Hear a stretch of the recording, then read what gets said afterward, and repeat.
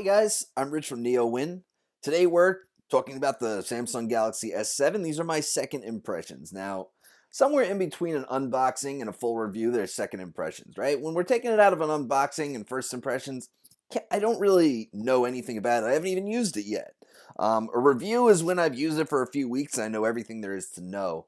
So now I've used it for a few days and I have more to say about it, but it's still not enough to write a full review. So the first note that I took on this device, about this device, is that it feels tiny to me. And I was thinking about this for the first couple days I own this. I'm like, why does this thing feel so tiny? Because it's not a tiny phone. It's 5.1-inch display. It's I have plenty of other phones that don't feel tiny that are the exact same size. And I can tell you why it feels tiny after thinking about it for a couple days. Because it's exactly the same as the Galaxy Note 5, except a little smaller. And the Galaxy Note 5 is what I've been carrying around since August. Right? So that makes sense. Now, the design change or the design is worthy of noting because while it looks almost exactly like a Galaxy S6, it's not because it has those curved edges on the back here, which do make it easier to hold, and it's an appreciated change. Another thing this is probably my favorite feature, and we're going to go into benchmarks for this. That way, we can see a little more. Um, and this is one of those things that you just kind of look at and you go like, why didn't all these other companies that have been making phones all these years think of this? And it's really great to see Samsung think of it. It's a feature that I could imagine myself using all the time. Right, so we'll wait for the benchmark to be done. By the way, this feature, it's about screenshots. It's also available on the Note 5 or any other Samsung phone that has Marshmallows. So they did bring a lot of new features to these devices. It's fantastic. Other features you're going to see, you would think that they're software features, but are not available on the Note 5. So here we go. All right, we take a screenshot. All right, now you see we get three buttons down here. All right, capture mode, share, and crop, which seem to go away when they feel like it. That's one thing about this phone that I also noticed that the touchscreen is really sensitive, and if you touch the wrong thing at the wrong time. Okay, so capture mode. I'm gonna hold it rather than putting it down because that failed a few times. All right, so capture mode. It scrolls down the page and adds it to the screenshot. So once you get to the bottom, it's going to tell you. So you notice in the corner here, we have this screenshot, right? And now we're at the bottom. There's no more content. And we're going to open that with the gallery. Default app selected. And that is our screenshot. Obviously, we need to zoom in to see the whole thing, but that's our screenshot. And it works great for web pages. It's a fantastic feature. It's just such a practical thing that you would think they would have thought of this before. Next up is the always on display.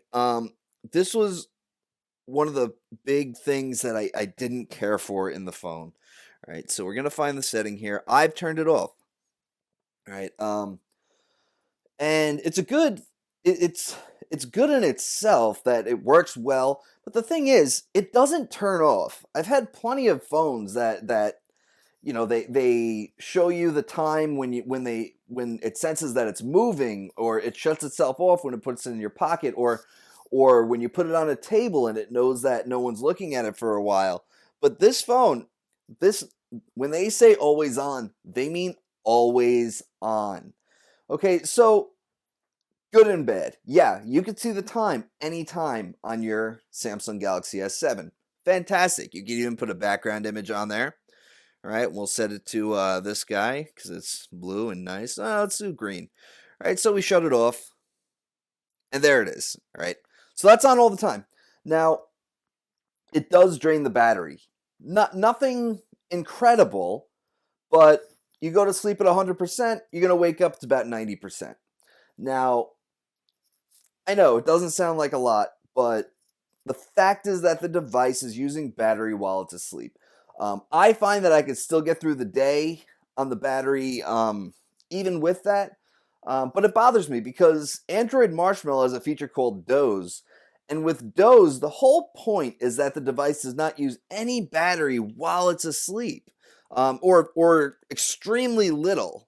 To the point where, I mean, my Nexus 5X, I have it on Android N, and I had it for like 4 days, and I used it a little bit here and there, and it was at about 50% after 4 days. It's a really great feature, and that always on display just negates it. It's just counterintuitive to doze. So I shut it off, and the good news is that you can shut it off if you don't like it. What would be nice is the ability to set a timer. Only have this display on for 15 minutes after I put the phone to sleep. That would be nice. Now I noticed the sensitive. I noted the sensitive touchscreen. Um, there's also a games menu because I was sitting there playing Plants vs Zombies in bed last night. Now I don't play a whole lot of games, but when I review phones, I do because they tell you a lot about the phone and if the GPU can handle the display that it's powering.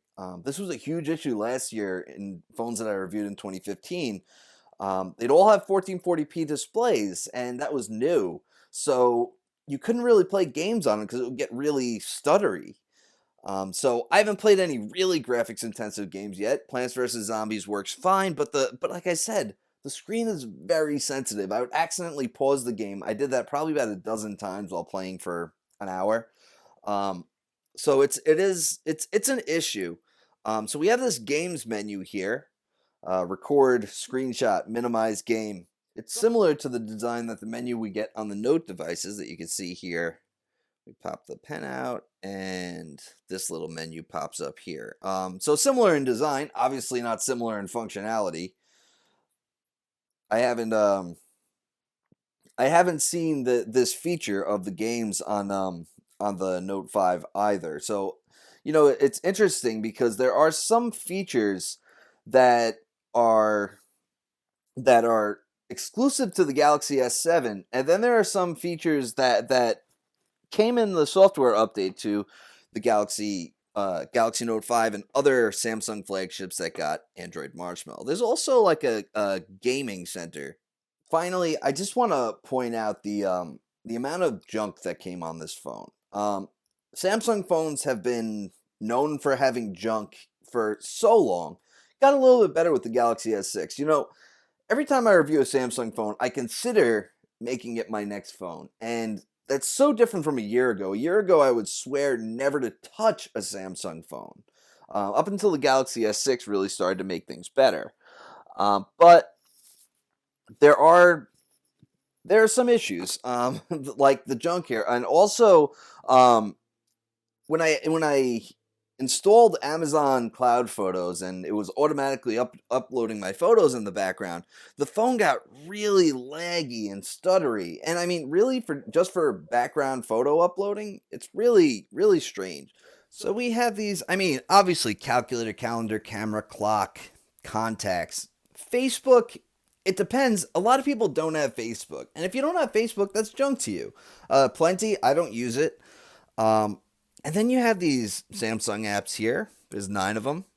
All right, Google apps, AT&T apps. Which, by the way, when did Uber, Amazon, and Amazon Kindle become AT&T apps?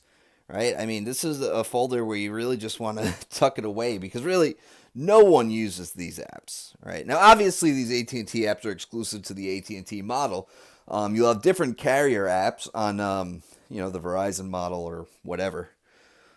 So, speaking of the camera, it has a front-facing flash, which is awesome. I have been advocating for this feature for every phone since I first saw it.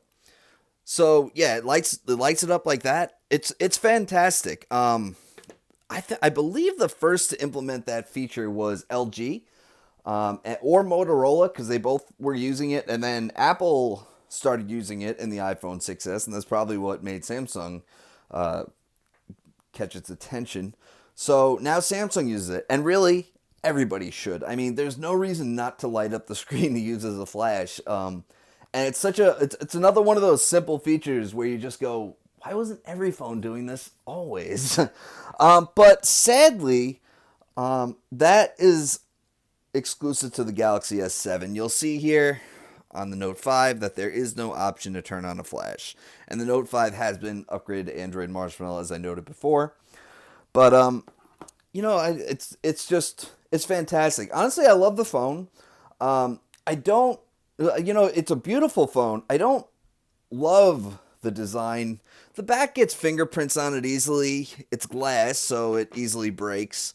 But it is a beautiful phone, and it's also exactly the same as the Galaxy Note 5. If it was a different color, even, or just a slightly different design, I'd be probably a lot more happy with it. But then again, if we're comparing it to the Galaxy S6, it is a slightly different design. So they did good. The only thing that I have an issue with is I wish there was a little more options for the always on display to make it not always on.